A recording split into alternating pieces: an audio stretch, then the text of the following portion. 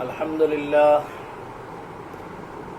لله رب العالمين والعاقبة للمتقين والصلاة والسلام على سيد المرسلين وخاتم النبيين محمد وعلى آله وأصحابه وذرياته وأزواجه أجمعين. أما بعد، اعوذ باللہ من الشیطان الرجیم. بسم اللہ الرحمن الرحیم. اقرأ بسم ربک الذی خلق خلق الانسان من علق اقرأ وربک الاکرم الذی علم بالقلم علم الانسان ما لم يعلم. وقال النبی صلی اللہ علیہ وسلم احب العرب لثلاث فإنی عربی والقرآن عربی ولسان اہل الجنة عربی. وقال النبی صلی اللہ علیہ وسلم انا افصح العرب او کما قال علیہ الصلاة والسلام. صدق اللہ مولانا العظیم وصدق رسولہ النبی الکریم وَنَحْنُ عَلَى ذَلِكَ لَمِنَ الشَّاهِدِينَ وَالشَّاكِرِينَ وَالْحَمْدُ لِلَّهِ رَبِّ الْعَالَمِينَ. عزیز طلبہ اور معزز سامعین کرام، کل ہم نے اپنے سبق کے اندر اسم کی اقسام جو خاص اور عام کے لحاظ سے ہیں ان کا جائزہ لیا، اور ہم نے یہ معلوم کیا کہ خاص اور عام کی دو اقسام ہیں. یعنی ایک خاص کی قسم وہ ہے کہ جسے معرفہ کہا جاتا ہے، اور ایک نکرہ کی قسم ہے جسے ایک عام قسم ہے جسے نکرہ کہا جاتا ہے. تو پھر ہم نے اسم معرفہ کی اقسام پڑھی، اور کچھ اقسام ہم نے کل پڑھ لی تھی جن میں اسم ضمیر پڑھا. آج ہم اس سے آگے شروع کریں گے. آج جو معرفہ کی قسم ہم پڑھیں گے وہ ہے اسم اشارہ. اسم اشارہ بھی اسم معرفہ کی ایک قسم ہے. یعنی جیسے باقی اقسام ہم نے پڑھی، اسی طرح اسم معرفہ کی ایک قسم اسم اشارہ بھی ہے، اور اس اسم کو کہا جاتا ہے جسے کسی چیز، شخص یا جگہ کی طرف اشارہ کرنے کے لیے استعمال کیا جائے. اور مشار الیہ جس کی طرف اشارہ کیا جائے اسے مشار الیہ کہتے ہیں، کہ جس کی طرف اشارہ کیا جائے. اسم اشارہ موصوف ہوتا ہے جبکہ مشار الیہ اس کی صفت ہوتی ہے. اور اسی طرح اسم اشارہ مبتدا ہوتا ہے، اور مشار الیہ جو ہے وہ اس کی خبر ہوتی ہے. تو اسم اشارہ کی دو اقسام ہیں. ایک قسم ہے اسم اشارہ للقریب، اور ایک قسم ہے اسم اشارہ للبعید. تو ایک اسم اشارہ قریب کے لیے ہوتا ہے، یعنی قریب کے لیے اشارے اور ہوں گے اور دور کے لیے اشارے اور ہوں گے. اسی طرح مذکر کے لیے اشارے اور ہوتے ہیں اور مؤنث کے لیے اشارے اور ہوتے ہیں.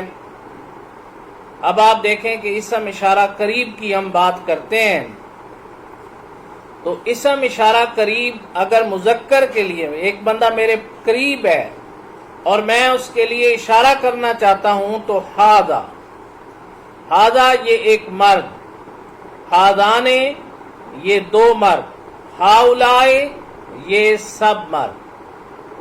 یعنی جب میں کسی مذکر کے لیے، اور ایسے مذکر کے لیے جو میرے قریب ہے، اس کے لیے اگر میں اشارہ کروں گا تو ھذا، ھذان اور ھؤلاء. یہ اشارہ ایک کے لیے ھذا، دو کے لیے ھذان، اور تین یا تین سے زیادہ کے لیے ھؤلاء. تو ھذا، ھذان، ھؤلاء. اسی طرح اگر اسم اشارہ قریب کے لیے ہے لیکن مؤنث کے لیے ہے، کوئی ایسی چیز ہے جو مؤنث ہے اور اس کی طرف میں اگر قریب ہے اور اس کی طرف اشارہ کرنا چاہتا ہوں تو ہاذہی، یہ ایک عورت یا یہ ایک مؤنث، ہاذہی یہ جو میرے قریب ایک مؤنث ہے، ہاتانے یہ دو عورتیں، اور ہاؤلائے یہ سب عورتیں. تو یہ ہے اسم اشارہ قریب کے لیے. کہ اگر میں جو ہے وہ کسی قریب کے لیے اشارہ کروں گا تو مذکر ہوگا تو اس کے لیے ہاذا، ہاذانے، ہاؤلائے، اور اگر مؤنث ہوگی تو ہاذہی، ہاتانے، ہاؤلائے. آپ ایک چیز دیکھ رہے ہوں گے کہ جمع کے صیغوں میں جو جمع کے صیغے ہیں وہ مذکر اور مؤنث کے لیے ایک جیسے ہیں. یعنی مذکر کے لیے بھی ہم ہاؤلائے کا لفظ استعمال کریں گے اور مؤنث کے لیے بھی ہاؤلائے کا لفظ استعمال کریں گے. تو مذکر کے لیے بھی ہاؤلائے جمع کے لیے، اور اگر مذکر مؤنث ہے تو اس کے لیے بھی جمع مؤنث ہے تو اس کے لیے بھی ہاؤلائے کا لفظ استعمال کریں گے. تو بہرحال یہ ہے اسم اشارہ قریب کے لیے. اب ایک اسم اشارہ ہے کہ ہم دور کے لیے، بعید کہتے ہیں دور کو. ایک بندہ ہم سے دور ہے اور ہم اس کی طرف اشارہ کرنا چاہتے ہیں جو یہاں سے دور ہے. تو اگر وہ دور ہے تو اس کے لیے ہم کہیں گے ذالکا، وہ ایک مرد، ذالکا وہ جو ایک مرد ہے، اور زانکا وہ دو مرد، اور اولائکا وہ سب مرد. تو ذالکا، زانکا، اولائکا یہ مذکر کے لیے ہوں گے. اگر ایک مذکر ہے اور دور ہے تو اس کے لیے ہم کہیں گے ذالکا، وہ جو بندہ کھڑا ہے، ذالکا. اور اگر دو ہوں گے تو زانکا، اگر جمع ہوں گے تو اولائکا. اب اگر مؤنث ہے اور ایک ہے اور اس کی طرف ہم نے اشارہ کرنا ہے اور دور ہے تو ہم تل کا، یعنی اس کے لیے ہم کہیں گے تل کا. دو ہوں گے، اگر دو عورتیں ہیں تو ان کے لیے تانے کا، اور اگر تین یا تین سے زیادہ ہیں تو ان کے لیے اولائکا، وہ سب عورتیں. یہ بالکل انگلش میں جس طرح ہم دس اور دیٹ کا استعمال کرتے ہیں اسی طرح عربی میں بھی یہ ہے کہ قریب کے لیے اشارے اور ہوں گے اور دور کے لیے اشارے اور ہوں گے. اب اگر ایک شخص مجھ سے دور کھڑا ہے تو اس کے لیے ہم ذالکا کا لفظ استعمال کرتے ہیں. پھر اگر دو ہو گئے تو زانکا اور جمع ہو گئے تو اولائکا. اسی طرح عورت ہے یا مؤنث ہے تو اس کے لیے تل کا، وہ جو ایک مؤنث ہے. دو مؤنثیں ہو گئیں تو تانکا، اور اگر دو سے زیادہ ہیں تو اولائکا. اسم اشارہ بعید میں بھی آپ جمع کے صیغے پر غور کریں کہ جمع کا صیغہ جو ہے وہ مذکر اور مؤنث کے لیے ایک جیسا ہے. یعنی مذکر کے لیے بھی اولائکا آ رہا ہے اور مؤنث کے لیے بھی اولائکا آ رہا ہے. تو اسم اشارہ بعید اگر ہم جمع کے لیے استعمال کریں گے، چاہے وہ مذکر ہو یا چاہے وہ مؤنث ہو، اس کے لیے ہم اولائکا کا لفظ استعمال کریں گے. اور یہ پہلے پارے کے ابتدا میں یہ الفاظ آ جاتے ہیں، اولائکا علی ھدی من ربہم واولائکا ھم المفلحون. تو یہ اسم اشارہ ہے. اب ہم چلتے ہیں اسم موصول کی طرف. اسم موصول کسے کہا جاتا ہے؟ یہ بھی اسم معرفہ کی ایک قسم ہے. جب تک اس کے ساتھ کوئی جملہ نہ ملایا جائے تو اس کے پورے معنی سمجھ میں نہیں آتے. یعنی اس کے ساتھ جملے کا ملانا ضروری ہے، اور جب تک آپ جملے کو نہیں ملائیں گے اس کے معنی سمجھ میں نہیں آئیں گے. اس اسم موصول میں دو چیزیں ہوتی ہیں، ایک صلہ ہوتا ہے اور ایک جواب صلہ ہوتا ہے. یعنی اسم موصول کے ساتھ صلہ بھی آئے گا اور جواب صلہ بھی آتا ہے. مثلا ایک جملہ ہمارے سامنے ہے، جس نے کوشش کی کامیاب ہو گیا. اب جس کیا ہے؟ اسم موصول ہے. کوشش کی کیا ہے؟ صلہ ہے. اور کامیاب ہوا جواب صلہ ہے. ٹھیک ہے، جس اسم موصول ہوا، کوشش کی صلہ اور کامیاب ہوا جواب صلہ، جو بو گے وہی کاٹو گے۔ اب جو اسم موصول ہوا، بو گے صلہ ہوا اور وہی کاٹو گے، یہ جو ہے اس کا جواب صلہ ہوا۔ اسی طرح اسم موصول من کی شکل میں بھی آتا ہے، من جو، کون ہے جو، ٹھیک ہے۔ تو من جو ہے اکثر جو ہے وہ ذوی العقول کے لیے آتا ہے، یعنی ایسی چیزیں جو عقل اور شعور رکھتی ہیں ان کے لیے من کا لفظ استعمال ہوتا ہے اسم موصول کے طور پر، جبکہ ما کا لفظ استعمال ہوتا ہے غیر ذوی العقول کے لیے، ایسی چیز جو عقل نہیں رکھتی، ٹھیک ہے، تو اس کے لیے، یا شعور نہیں رکھتی تو اس کے لیے ہم ما کا لفظ استعمال کرتے ہیں، اور ذوی العقول ہیں، عقل والی، عقل و شعور رکھنے والی چیزیں ہیں، تو ان کے لیے من کا لفظ ہم استعمال کریں گے۔ پھر اگر ہے فاعل اور مفعول، تو اس میں بھی اسم موصول جو ہے وہ آئے گا فاعل اور مفعول کی صورت میں۔ آپ دیکھیں یہاں پر ہمارے پاس ہے جاء الضارب زیدن، اب یہاں پر الذی کا لفظ مس ہے، جاء الذی، ٹھیک ہے، الضارب زیدن، قام المضروب غلامہ، قام الذی مضروب غلامہ، کہ یہاں پہ الذی کا لفظ جو ہے وہ جا اور قامہ کے بعد آتا ہے۔ اب اس میں یہ آ گئی کہ جا الضارب، یعنی جا الذی، آیا وہ شخص، الضارب مارنے والا، کس کو مارنے والا؟ زیدن، زید کو مارنے والا۔ اسی طرح قام الذی، وہ شخص کھڑا ہوا، المضروب، جس کو، الذی المضروب غلامہ، جس کو اس کے غلام نے جو ہے وہ مارا۔ اب آپ دیکھیں کہ اسم موصول کی جو گردان ہمارے پاس آ گئی وہ بھی الذی، اللذان، الذین، اور ایک جگہ پڑا الاولا۔ اسی طرح الذی کا معنی کیا ہے؟ اگر ایک فرد کے لیے آپ اسم موصول کو استعمال کر رہے ہیں اور مذکر کے لیے استعمال کر رہے ہیں تو الذی کا لفظ آئے گا، جو جسے اس کا معنی ہوتا ہے۔ اگر آپ تثنیہ یا دو کے لیے استعمال کر رہے ہیں تو اللذان کا لفظ آئے گا، جو دو، جن دو کے لیے۔ اور اگر آپ جمع یعنی جو، جنوں یا جنے کے سینس میں کوئی لفظ استعمال کر رہے ہیں تو زیادہ جو استعمال ہوتا ہے وہ الذین استعمال ہوتا ہے۔ قرآن پاک کے آغاز میں ہی یہ الفاظ آ رہے ہیں، الذین یؤمنون بالغیب، ٹھیک ہے۔ تو الذین اسم موصول تین ہوئے، ایک واحد کے لیے الذی، دو کے لیے اللذان، اور دو یا تین سے زیادہ کے لیے الذین یا الاولا۔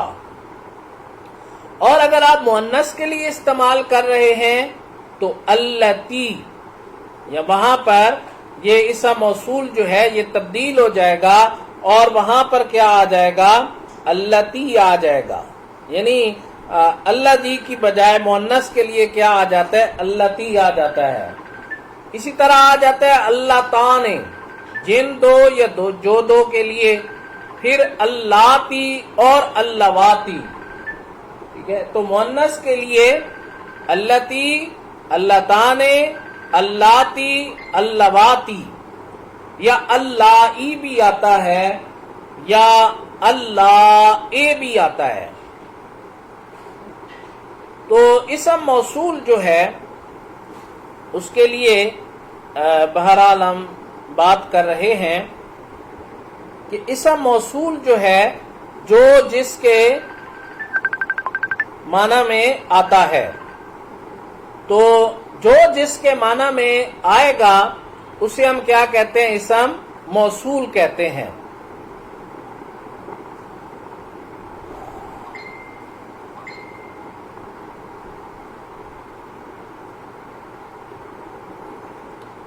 اب آ جائیں کہ منادا کسے کہا جاتا ہے؟ منادا یعنی یہ اسم معرفہ کی ایک اگلی قسم ہے، اور اس میں آپ نے جو چیز یاد رکھنی ہے کہ ایک ہوتا ہے حرف ندا، وہ اسم نکرہ جس پر حرف ندا داخل ہو تو اسے منادا کہا جاتا ہے، یعنی جو حرف ندا کا اسم ہوگا وہی دراصل جو ہے وہ منادا ہوگا۔ مثلا یا والدو، اب یا کیا ہے؟ یہ حرف ندا ہے، اور والدو کیا ہے؟ یہ ظاہری بات ہے لڑکے کو کہا گیا، تو یا والدو اے لڑکے، اب یا حرف ندا ہے اور والدو کیا ہے؟ اس کا اسم ہے، منادا ہے۔ یا مالکو، یا حرف ندا اور مالکو اس کا منادا ہے۔ تو اسی طرح آپ دیکھیں کہ منادا کی جو ہے وہ جب کسی کو آپ بلاتے ہیں یا ابو القاسم، اب یہ آپ نے ایک بندے کو خاص کر دیا، اور لڑکے سے کوئی لڑکا مراد ہو سکتا ہے، لیکن جب آپ نے اس کو پکارا تو اب یہ مخصوص لڑکا مراد ہو گیا۔ کسی بادشاہ کو پکارا تو خاص بادشاہ جو ہے وہ مراد ہو گیا۔ تو اس میں ظاہری بات ہے کہ تنوین نہیں آتی، یعنی یا والدن نہیں ہوگا بلکہ یا والدو ہوگا، ٹھیک ہے؟ یا مالکن نہیں ہوگا بلکہ یا مالکو ہوگا۔ اس کا ایک قانون یہ ہے کہ اس میں تنوین نہیں آتی، دو پیش نہیں آتے، اور اس میں بنیادی بات یہ ہے کہ اگر آپ مرکب اضافی کے ساتھ یا لگا دیتے ہیں تو اس صورت میں منادا جو ہے وہ منصوب ہو جاتا ہے۔ یا عبد الرحمن کہیں گے، یا عبد الرحمن نہیں کہیں گے بلکہ یا عبد الرحمن، ٹھیک ہے؟ یا جو ہے وہ آپ جس کے لیے بھی یا کا لفظ استعمال کریں گے مرکب اضافی کے اندر، تو اس کے لیے جب جس طرح آپ دیکھیں یا بنی اسرائیل، ٹھیک ہے؟ تو یہ اصل میں بنونا تھا، بنونا سے بنینا ہوا، اور پھر آپ دیکھیں کہ یا بنی اسرائیل رہ گیا، ٹھیک ہے؟ تو جب بھی آپ کسی مرکب اضافی کے ساتھ یا کو اٹیچ کریں گے تو اس وقت منادا کیا ہو جاتا ہے؟ منصوب ہو جاتا ہے، اس کے اوپر زبر آتی ہے۔ جیسے یا رسول اللہ کہنا صحیح ہوگا، یا رسول اللہ کہنا غلط ہوگا، ٹھیک ہے؟ تو اسی طرح دو چیزیں ہیں پھر اس میں، کہ ایک یہ ہے کہ اگر الف لام والا ورڈ ہے تو الف لام والے لفظ کے ساتھ یا نہیں آتا، یعنی آپ نے یا النبی نہیں کہہ سکتے، ٹھیک ہے؟ بلکہ وہاں پر ہم کیا کہتے ہیں؟ یا ایھا النبیو، اگر مذکر ہوگا تو اس کے لیے یا ایھا آئے گا، اور اگر مؤنث ہوگا تو یا ایتھا النفس المطمئنہ، وہاں پہ آئے گا یا ایتھا، ٹھیک ہے؟ تو اگر مذکر ہوگا تو اس کے لیے یا ایھا، یا ایھا النبی انا ارسلناک شاہدا ومبشرا ونذیرا وداعیا الی اللہ باذنہ وسراجا منیرا۔ تو اگر ہوگا یا کے ساتھ الف لام کے الفاظ آ جائیں گے تو الف لام کے ساتھ ہمیشہ جو چلے گا لفظ وہ ایھا کا، اور اگر مؤنث ہوگا تو یا ایتھا، جس طرح نفس مؤنث ہے تو اس کے ساتھ یا ایتھا النفس المطمئنہ کے الفاظ آتے ہیں۔ اب اسی طرح ایک لفظ آ جاتے ہیں ربن، یا ابن کے، یا امن کے، یا صاحب کا لفظ آ جاتا ہے۔ رب کا لفظ آ گیا، اب کا آ گیا، کا آ گیا۔ تو اس طرح کے جو الفاظ ہیں ان کے ساتھ اگر یائے متکلم کی طرف مضاف ہوں تو آپ دیکھیں کہ ان کو ہم کیا پڑھیں گے؟ یا غلامی. یا اب غلام کے ساتھ یا لگایا گیا ہے تو یہ کیا ہو گیا؟ یا غلامی. ٹھیک ہے. اور اسی طرح اگر آپ مختلف ورڈز کو دیکھتے چلے جائیں تو آپ دیکھیں جب ہم رب کہتے ہیں تو یا ربی. ٹھیک ہے. یا ربی جب ہم کہیں گے تو ظاہری بات ہے یا ربی کہیں گے یا ربے کہیں گے، صرف ربے. تو دونوں طرح سے یہ ہو سکتا ہے، یا ربی بھی ہو سکتا ہے اور ربے بھی ہو سکتا ہے. تو بہرحال اس میں ہم نے جو چیزیں دیکھی ہیں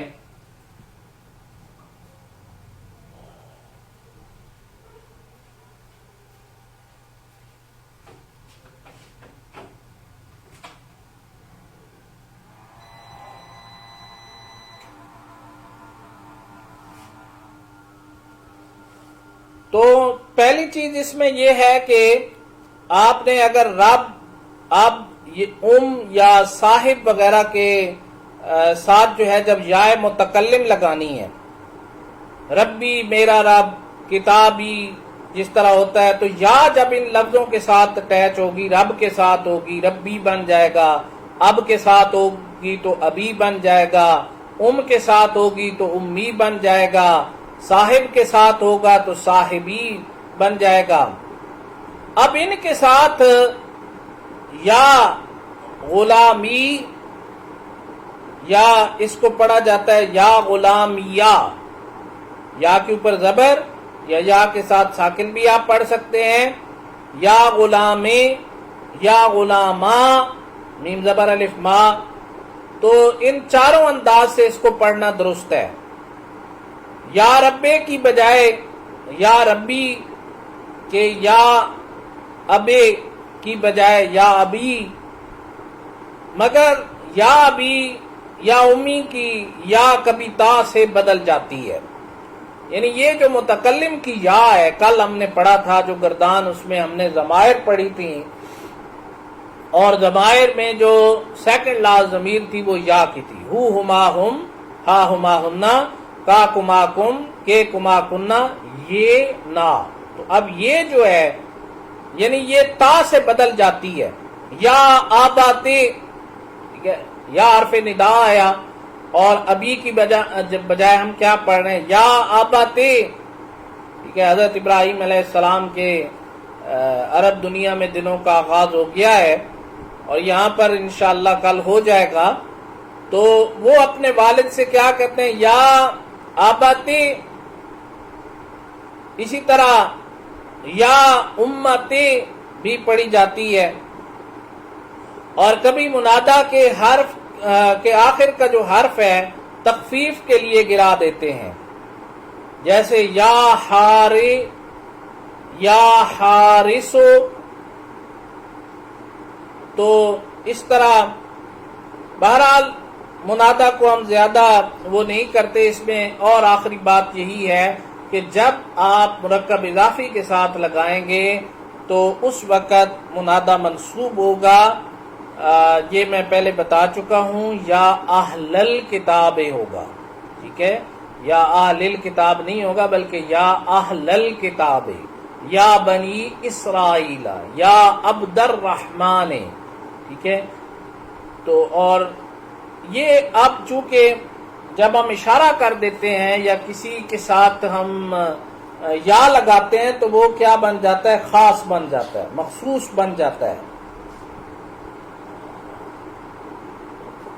اور آخری ہمارے پاس ہے کہ اسم نکرہ کا جو مضاف ہوگا وہ بھی اسم معرفہ ہوگا. ٹھیک ہے. جیسے ہم کہتے ہیں کہ غلام ذالک الرجل، ٹھیک ہے، کہ اس شخص کا غلام. اب یہ خاص ہو گیا کہ اس خاص شخص کا یہ بندہ جو ہے یہ غلام ہے. اسی طرح ہم بعض دفعہ کہتے ہیں غلام المالک، بادشاہ کا غلام. ٹھیک ہے. تو چونکہ مرکب اضافی جو ہے اس میں کا کے کی آتا ہے، جیسے میں نے پڑھا غلام المالک، تو غلام المالک بادشاہ کا غلام. اب اس میں آپ دیکھیں کہ اسم نکرہ کے ساتھ جب کوئی مضاف آئے گا تو وہ بھی کیا بن جاتا ہے، یعنی خاص معرفہ بن جاتا ہے. تو دونوں لفظ آپ دیکھیں، غلام بھی نکرہ ہے اور مالک بھی نکرہ ہے، لیکن جب ان کو جوڑا گیا، ان دونوں نکرہ کو جوڑا گیا، تو اب یہ نکرہ سے معرفہ میں تبدیل ہو گئے.